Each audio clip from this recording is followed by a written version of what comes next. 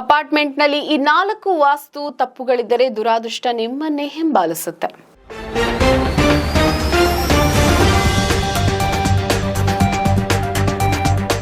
ಸುದ್ದಿಗಾರ ಈಗ ನಿಮ್ಮ ಕೇಬಲ್ ನೆಟ್ವರ್ಕ್ನಲ್ಲಿ.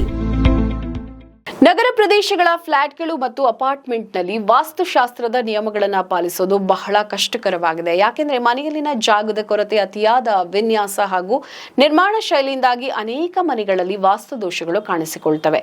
ವಾಸ್ತುಶಾಸ್ತ್ರದ ಪ್ರಕಾರ ಇಂತಹ ದೋಷಗಳಿಂದ ಮನೆಯಲ್ಲಿ ಆರ್ಥಿಕ ಸಮಸ್ಯೆ, ಆರೋಗ್ಯ ತೊಂದರೆ, ಮಾನಸಿಕ ಒತ್ತಡ ಮತ್ತು ಕುಟುಂಬದ ಶಾಂತಿಗೆ ಉಂಟಾಗಬಹುದು ಅಂತ ತಜ್ಞರು ಹೇಳ್ತಾರೆ.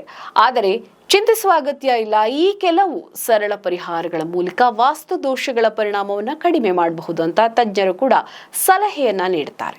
ನಗರದ ಪ್ರದೇಶಗಳ ಅನೇಕ ಫ್ಲಾಟ್ಗಳಲ್ಲಿ ಮುಖ್ಯ ದ್ವಾರವು ದಕ್ಷಿಣ ಅಥವಾ ನೈಋತ್ಯ ದಿಕ್ಕಿನಲ್ಲಿ ಇರುತ್ತೆ. ವಾಸ್ತು ಪ್ರಕಾರ ಉತ್ತರ ಅಥವಾ ಪೂರ್ವ ದಿಕ್ಕಿನಲ್ಲಿ ಮುಖ್ಯ ದ್ವಾರ ಇದ್ದರೆ ಮಂಗಳಕರ ಅಂತ ಪರಿಗಣಿಸಲಾಗುತ್ತೆ.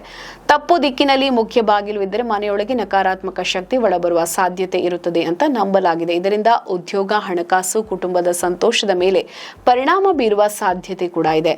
ಮೇಲ್ಭಾಗದಲ್ಲಿನ ಪೀನ ಕನ್ನಡಿ ಉಪಯೋಗಿಸಬಹುದು. ಬಾಗಿಲಿನ ಮೇಲೆ ಸ್ವಸ್ತಿಕ್ ಚಿಹ್ನೆ ಹಾಕುವುದು, ಚೆನ್ನಾಗಿ ಬೆಳಕು ಬರುವ ರೀತಿ ನೋಡಿಕೊಳ್ಳುವುದು ಹಾಗೂ ಹಸಿರು ಗಿಡಗಳನ್ನು ಮುಖ್ಯ ದ್ವಾರದ ಬಳಿ ಬೆಳೆಸುವುದು ಉತ್ತಮ ಅಂತ ಹೇಳಲಾಗುತ್ತೆ. ಈಶಾನ್ಯ ದಿಕ್ಕು, ಪೂರ್ವ ಮತ್ತು ಉತ್ತರ ನಡುವಿನ ಮಧ್ಯದ ದಿಕ್ಕು ವಾಸ್ತುಶಾಸ್ತ್ರದಲ್ಲಿ ಈ ದಿಕ್ಕಿಗೆ ವಿಶೇಷವಾದ ಮಹತ್ವ ಕೂಡ ಇದೆ. ಅನೇಕ ಅಪಾರ್ಟ್ಮೆಂಟ್ಗಳಲ್ಲಿ ಈಶಾನ್ಯ ದಿಕ್ಕಿನಲ್ಲಿ ಶೌಚಾಲಯವನ್ನ ನಿರ್ಮಿಸುತ್ತಾರೆ. ಆದರೆ ವಾಸ್ತು ಪ್ರಕಾರ ಈ ದಿಕ್ಕು ನೀರಿನ ಮತ್ತು ಶುದ್ಧವಾದ ಶಕ್ತಿಯ ಸ್ಥಾನವಾಗಿದ್ದು, ಈ ಜಾಗದಲ್ಲಿ ಶೌಚಾಲಯ ಮಾಡುವುದರಿಂದ ಆರೋಗ್ಯ ಮತ್ತು ಹಣಕಾಸಿನ ಸಮಸ್ಯೆಗಳು ಕೂಡ ಎದುರಾಗುತ್ತೆ ಅಂತ ಹೇಳಲಾಗುತ್ತೆ.